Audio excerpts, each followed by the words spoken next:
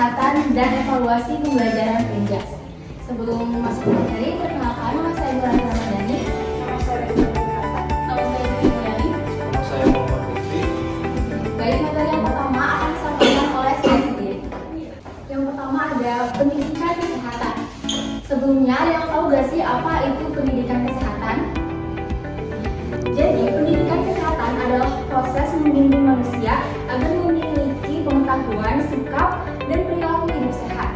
Menurut para ahli juga berdasarkan bahwa pendidikan kesehatan bukan hanya menyampaikan informasi, tetapi juga upaya mengubah perilaku individu dan masyarakat agar sadar akan pentingnya menjaga kesehatan diri dan lingkungan. Selain itu, pendidikan kesehatan juga memiliki tujuan, yaitu mengubah perilaku masyarakat dari tidak sehat menjadi sehat, mencakup kesejahteraan fisik, mental, sosial, agar hidup lebih produktif. Lalu selanjutnya ada ruang lingkup pendidikan kesehatan yang terdiri dari 3 dimensi.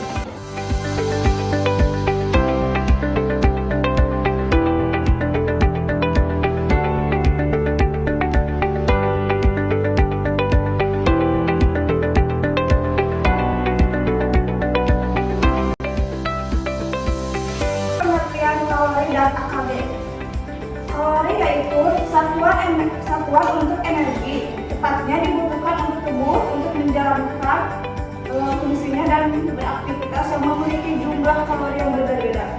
Yang kedua ada angka kecukupan gizi, yaitu tergantung pada berbagai faktor seperti umur, gender, berat badan, iklim, dan aktivitas. Ada juga beberapa seperti merencanakan dan menyediakan tanah untuk penduduk atau kelompok penduduk, dan juga ada menginterpretasikan data konsumsi makanan perorangan ataupun kelompok, dan juga ada perencanaan pemberian makanan di institusi seperti rumah sakit, sekolah, dan juga ada menetapkan standar bantuan pangan, misalnya ada keadaan darurat. Yang ketiga yaitu cara menentukan kebutuhan kali, yaitu ketersediaan zat gizi antara sumber bahan pangan, dan juga ada penetapan angka kecukupan gizi yang dianjurkan yang harus sudah memperhitungkan bagian zat yang tidak diabsorpsi. Nah,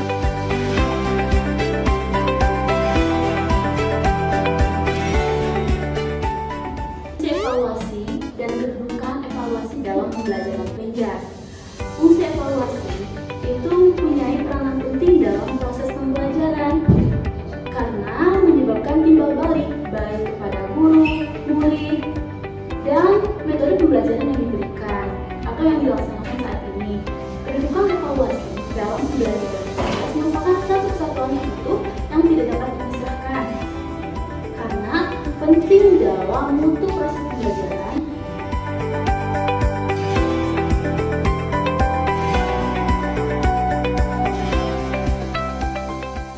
Hasil belajar dibagi menjadi 3, yaitu kognitif, afektif, dan psikomotorik. D. Perencanaan dan pelaksanaan polisi pembelajaran. Suatu pengertian perencanaan menurut C.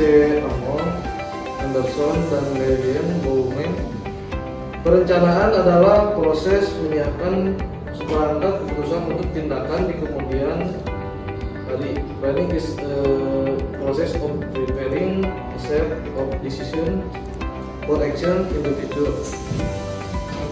2. Langkah-langkah perencanaan evaluasi hasil belajar. Secara umum, perencanaan evaluasi hasil belajar dapat digambarkan dalam langkah-langkah berikut. A. Merumuskan tujuan dilaksanakan evaluasi. B. Menetapkan aspek-aspek yang akan dievaluasi.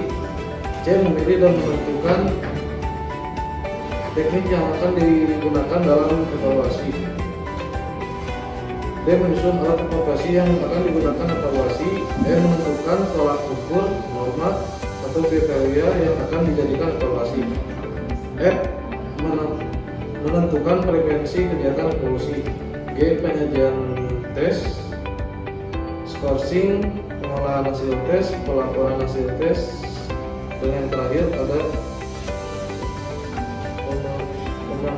pemanfaatan hasil. Yang kedua yaitu ada sesi pertanyaan. Sebelumnya, apakah ada yang ingin ditanyakan? Assalamualaikum warahmatullahi wabarakatuh. Perkenalkan, saya Dela Sanjaya. Izin bertanya ya. Tadi di materi pertama itu ada pendidikan kesehatan. Betul? Iya. Kebetulan saya memiliki riwayat penyakit asma itu karena faktor gen. Hubungannya dengan olahraga, apakah ketika saya melakukan olahraga secara rutin, entah itu bersepeda atau lari-lari, akan menghilangkan penyakit dan memutus penyakit itu cukup di saya untuk tidak diturunkan ke gen anak saya? Apakah bisa dengan rutin berolahraga? Izin menjawab, berolahraga mah jadi sunat. Boleh. Jadi ku olahraga mah salah rasanya terbiasa memutuskan penyakit dari dia, apalagi sudah menggantung ke DNA. Ya. Tetapi dengan cara berolahraga kita bisa memperkecil resiko penularan tersebut.